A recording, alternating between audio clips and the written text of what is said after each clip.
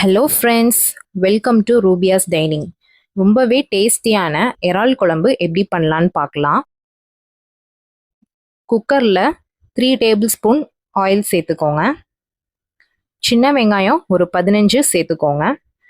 வெங்காயம் நல்லா வதங்கி வந்ததும் ஒரு கைப்பிடி அளவு கருவேப்பிலை சேர்த்துக்கோங்க.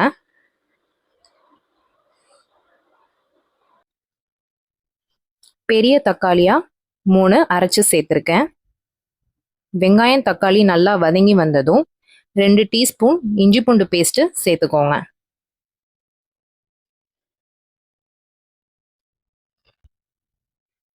மிளகாய்த்தூள் 2.5 டேபிள் ஸ்பூன் ஆட் பண்ணிக்கோங்க. 500 கிராம் இறால் எடுத்திருக்கேன். அதை சேர்த்து தேவையான அளவு உப்பு சேர்த்து நல்லா மிக்ஸ் பண்ணிக்கோங்க.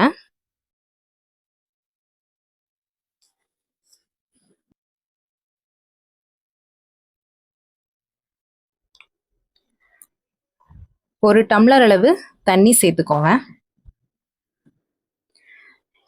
நறுக்கி வச்சிருக்கிற கத்திரிக்காயை சேர்த்துக்கலாம்.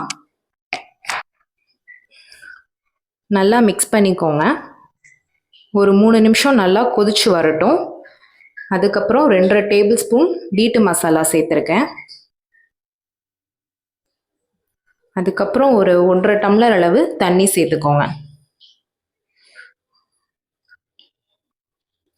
ஒரு கைப்பிடி அளவு கொத்தமல்லி தழை சேர்த்துக்கோங்க. இப்போ ஒரு 1/2 டம்ளர் அளவு தண்ணி சேர்த்துக்கோங்க. குக்கரில் 2 விசில் விடணும். 2 விசிலுக்கு அப்புறம் ஓப்பன் பண்ணி பாருங்க. பார்க்கவே ரொம்ப அருமையாக இருக்கு.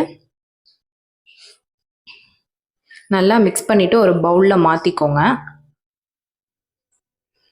இங்கே பாருங்க, இறால் நல்லா வெந்து வந்திருக்கு.